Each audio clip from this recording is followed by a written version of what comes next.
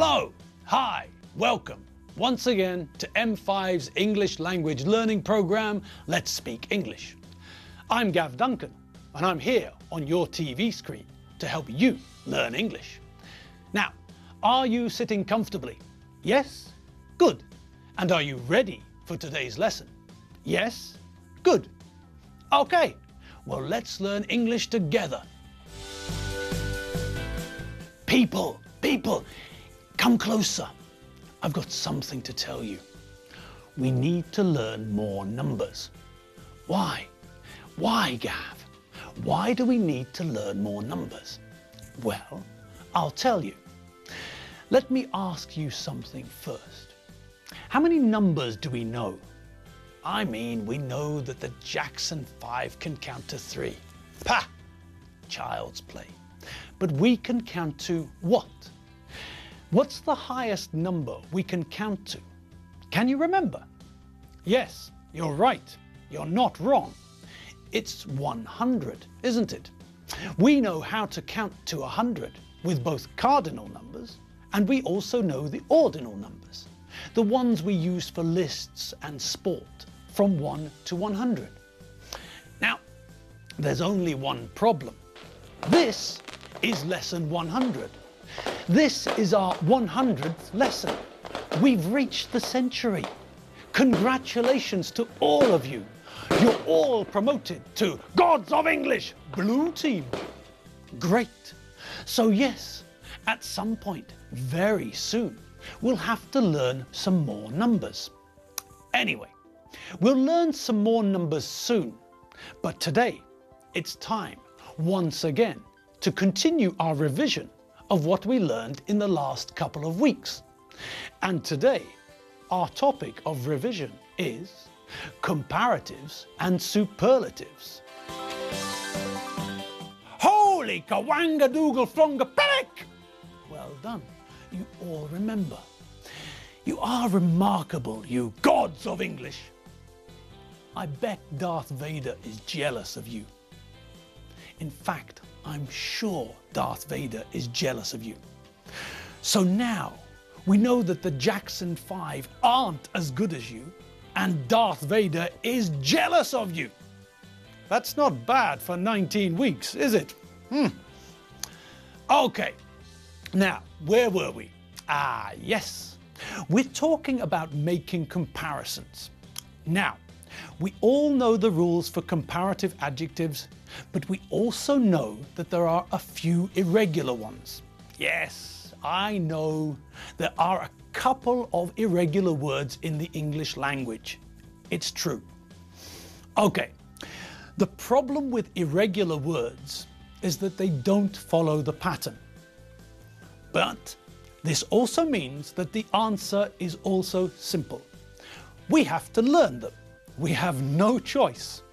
So we know, or we remember, that good becomes better and bad becomes worse.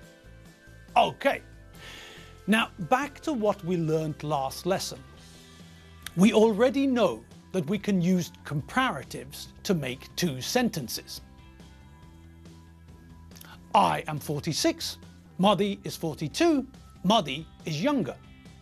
But we also learned that if we use than, we can join the two sentences and make one sentence. I am older than Muddy, or Muddy is younger than me.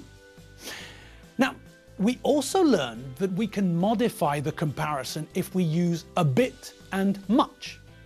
I am 46, you are 45, so I am a bit older than you, and you are a bit younger than me. I am 46, and my nephew Jack is 18. I am much older than Jack. He is much younger than me. Great! Now, we also learned another way to make a comparison, and with this new way, we don't even need to use the comparative form. The new way is not as. With this form, we use the adjective, not the comparative form. I am 46, you are 45, you're not as old as me, I'm not as young as you. So when we use this form, we are still comparing two things, but now we can do it without the comparative form. Fab! All right, so we have to be careful to make sure that if we use the not as form, we have to use the adjective, not the comparative. Now, when we use the not as form, we're stressing the difference between things. But we can change the phrase a little bit and use it to stress the similarity between things. If we want to talk about how things are the same, not different, we change it to the same as. For example, I arrived at Liszt Ferenc International Airport at 3:37 p.m. Paul McCartney also arrived at Liszt Ferenc International Airport at 3:37 p.m. This means that we arrived at the same time. And I can say this in another way. I arrived at the airport at the same time as Paul McCartney. We can say that the weather today is the same as yesterday. And we can say something like, I bought the same newspaper as you did. Okay, let's practice a few. Have a look at the following pictures and then make sentences about them. Compare them. Let's do the first one together. Look at these three boxes. Okay, so we can say that the orange box is bigger than the green box and also bigger than the blue box. The blue box is smaller than the green box, and the blue box is also smaller than the orange box. The green box is a bit bigger than the blue box. The blue box is a bit smaller than the green box. The orange box is much bigger than the blue box. The blue box is not as big as the green box, and the blue box is not as big as the orange box. So you see, we can compare things in a lot of different ways. Okay, now have a look at the next set of three. Okay, so what can we say about these arrows? Well, the brown arrow is longer than the other two arrows. The green arrow is a little bit shorter than the brown arrow. The purple arrow is much shorter than the green arrow and the brown arrow.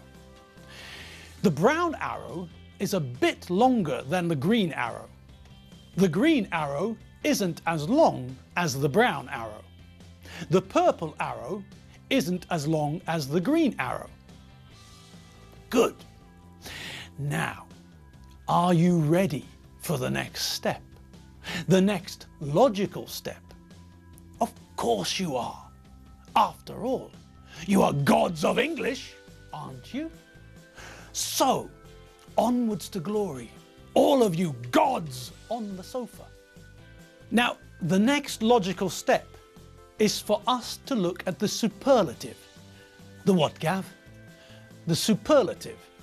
The who, Gav? No, the superlative. Let me explain. The superlative is the maximum form of an adjective.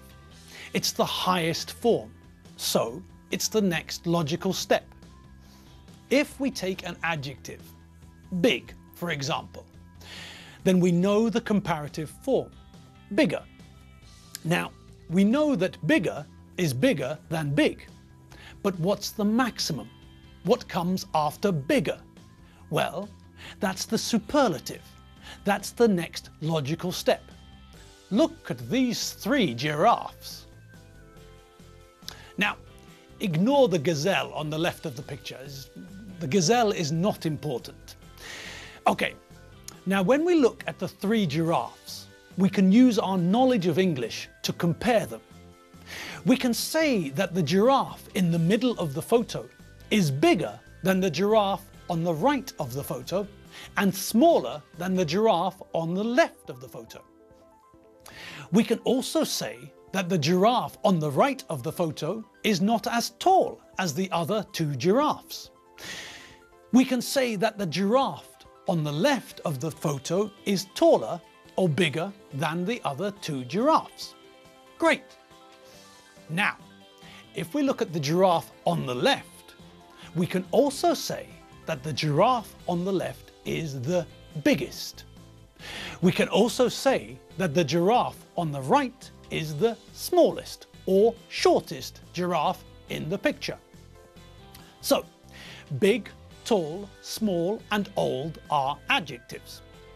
Bigger, taller, smaller and older are the comparative forms of those adjectives. The biggest, the tallest, the smallest and the oldest are the superlative forms of those adjectives. All right now. We know that we make the comparative form of most adjectives by adding er to the end of the adjective. We make the superlative form of most adjectives by adding est to the end of the adjective. We also put the in front of a superlative adjective. It's the biggest, the tallest, the smallest, and the oldest. Okay, now let's look at the spelling changes for the superlative. We make the superlative for most adjectives by adding est to the end of an adjective and putting the in front of it. Good. This way, old changes to the oldest, cheap changes to the cheapest, and soft changes to the softest. Okay, good. But what do you think we do if the adjective ends in e, like the adjective nice? Well, if the adjective ends in e, then we add st to the end and put the in front of it. So nice becomes the nicest, and strange becomes the strangest. Great! Now, what do you think happens if the adjective ends in vowel plus consonant? That's right-a-doodle-doo. Just as we do with the comparative form, if the adjective ends in vowel plus consonant, the last letter doubles before we change the end. So big becomes the biggest, and hot becomes the hottest. Simple. Okay. Now what if the adjective ends in y? Well, what did we do with the comparative form when the adjective ended in y? Yes, right again. We dropped the y and added er, didn't we? And now, with the superlative, we drop the y and add iest, and then put the in front. And that's all the time we have for today's lesson. I hope you enjoyed our little revision today. I did. Okay, well, our time today is up, so I'll see you all next lesson. And we'll learn some more numbers. But numbers are easy for us. After all, what are we? That's right. We're gods of English, blue team. Come on, blue team. Great. Okay. Well, thanks for watching. You have been watching me, Gav Duncan, on M5's English language learning program, Let's Speak English. Don't forget to check out all the videos at www.m5tv.hu. I'm Gav Duncan. I'm not Lohan Preskenurf, and I'm not Steve Griffin. I'm Gav Duncan, and I'll see you next lesson. See you later. Bye.